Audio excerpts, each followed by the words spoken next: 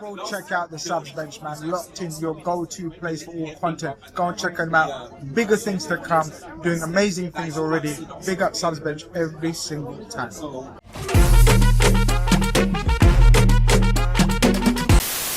Bro, actually, I meant to ask you because I did put out a video, right after the match, and my question was, why were Arsenal fans so confident, bro? Like, why do you reckon they were confident for? I think their confidence just came from the fact that the first two games we conceded two against, like 5 goals, I think. So we conceded two against Bournemouth and two against Newcastle. Sorry, we conceded 4 goals, and obviously their set piece LA set piece FC, and they just thought that we were food for their set pieces. They thought Gabriel was just going to jump over man and they were going to score bare corners, innit? They were cussing Kirkhead, all of that. They're not worried. Kanate's looking like a bum all of a sudden.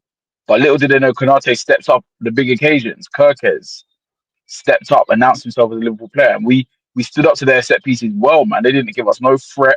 I wasn't worried. Like we luckily most of the corners we gave them was the outswinger from Rice, so it wasn't that in swinger where he like puts it on the keeper's forehead and that. But yeah, man, they just expecting us to crumble under their pressure. But we're Liverpool FC, man. We've been doing these big game beatdowns. You know what I mean? And it's good to finally beat them because a lot of the narrative in the lead up to the game is also the fact that Arsenal haven't lost to a Big Six team in like 3 years or whatever it was. So I'm glad to just kill that record as well. So come on, boys, you get me? No, definitely. I've been watching a lot of the fallout from the Arsenal fan base here, and I thought they was maybe just putting on a front with their confidence before the match. These man genuinely thought. I think they looked at their window and they looked at our window, and they forgot we won the league with no signings and shit. Do you know what I mean? Like they proper went into this delusional thing where they was like, we haven't won there for 13 years, but all of a sudden, because we bought Eze and Goikarez, obviously going to do it. Bruv, I can't believe the levels of delusions I've been listening to. And then after we've won, now they're talking about how we were there for the taking. Were we there for the taking? Bro, you don't go to a place, Anfield, where you haven't won since 2012. Yeah, I was a youth man them days. Yeah, and talk about we're there for the taking, bro. They can't beat us at Anfield. Let's just keep it real. While we're in this era right now, so they're not. They just all Arsenal are. Yeah, I'm gonna start calling them gimmick FC, bro, because they just love a gimmick, bro.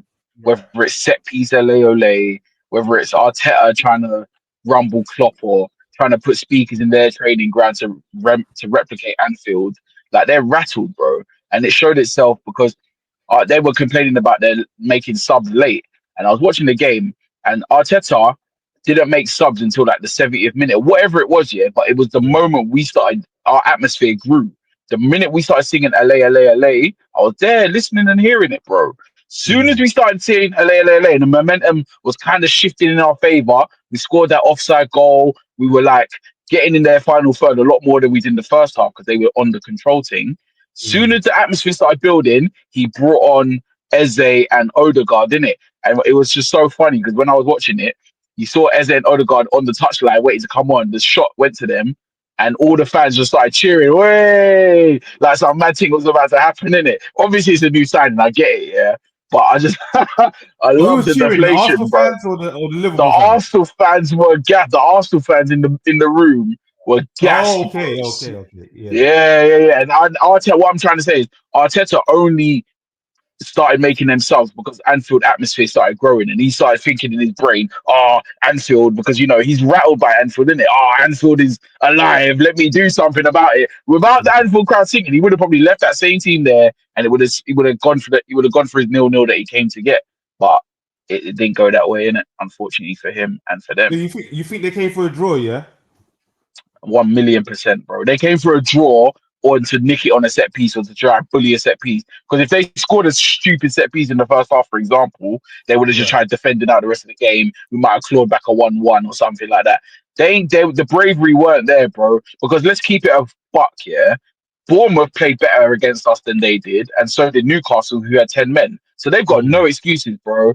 Gimmick FC, they're done out here, bro. I'm not having them. Arteta's a fraud, bro.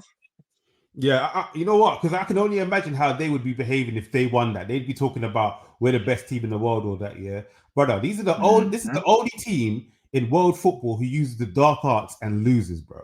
Like these guys are scum bags, bro. I'm getting my chest out here because I was humble before the match. Yeah, if you go back to my videos beforehand, I was humble before the match. I was like, it's going to be a draw, most likely a draw. Yeah, brother, the chest that these men were coming out with. Yeah, and then as I watched the game, like you said, the first half, yeah, we were just cancelling each other out. Nothing much was going on. I reckon they were coming to stink out the place, and we were there stinking out the place with them, innit? We was like, you know what? You want to stink out the place?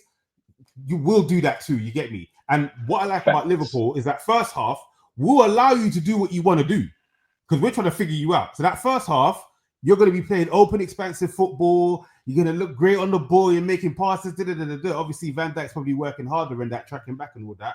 But that second half, by the 70th minute, if you haven't scored 2 goals, it's a wrap.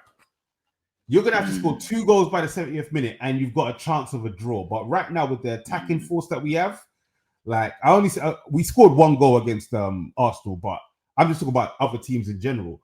With Arsenal, I'm just happy that we beat them with their own strategy, bruv. Stink out the place, set piece, and we was the ones attacking the most in the second half. You get me, and that's what I liked about our performance. And